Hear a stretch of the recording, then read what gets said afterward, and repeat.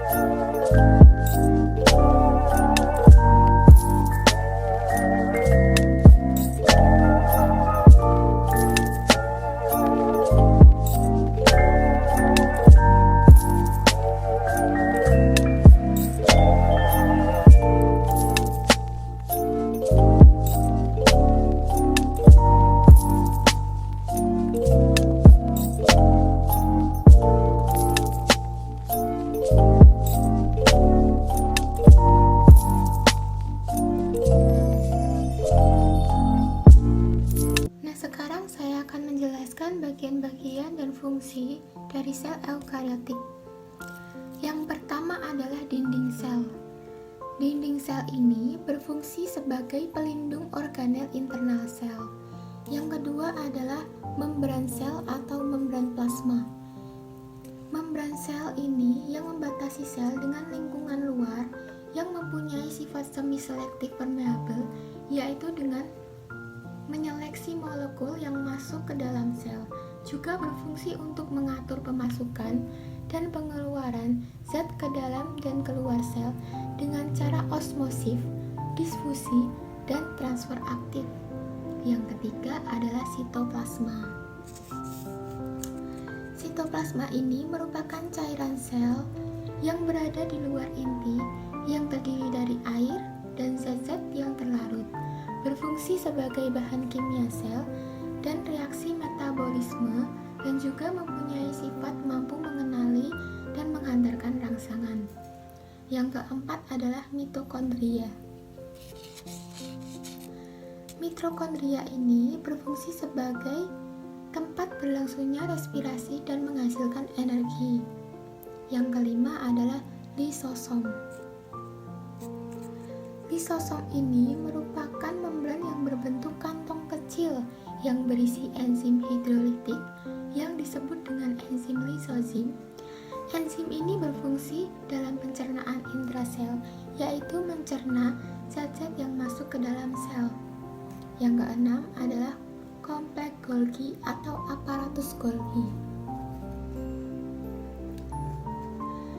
Kompleks Golgi yang berfungsi untuk menjalankan sistem sekresi dan membentuk membran plasma sebagai tempat terjadinya sintesis polisakarida dan membentuk akrosom. Dan yang ketujuh adalah sentriol. Sentriol ini berfungsi untuk membantu pembelahan sel dengan memfasilitasi pemisahan kromosom. Sentriol ini hanya dijumpai pada sel hewan. Yang kedelapan adalah ribosom. Ribosom ini tersebar di dalam sitoplasma dan juga ada yang menempel pada retikulum endoplasma kasar. Berfungsi sebagai mesintesis protein untuk metabolisme. Yang kesembilan adalah retikulum endoplasma atau yang disebut dengan RE. RE terbagi menjadi dua, yaitu RE halus dan RE kasar. RE halus letaknya jauh dari membran inti dan tidak memiliki ribosom, sedangkan RE kasar terletak dekat dengan membran inti dan dekat dengan ribosom. Fungsi dari retikulum endoplasma yaitu mensintetis lemak dan kolesterol sebagai alat transportasi molekul, menetralkan racun, dan menampung protein yang disintetiskan oleh ribosom pada RE kasar. Yang ke-10 adalah nukleus, terdiri dari membran inti, nukleus plasma, dan nukleus. Yang pertama yaitu membran inti. Membran inti ini adalah lapisan terluar dari sel yang mempunyai pori-pori kecil dan berfungsi sebagai tempat keluar masuknya zat dan melindungi kromosom agar tidak tercampur oleh molekul besar dari sitoplasma. Yang kedua adalah nukleus plasma. Nukleus plasma ini adalah cairan yang terdapat di inti sel. Yang ketiga adalah nukleus. Nukleus ini yaitu anak inti sel sebagai tempat sintetis RNA.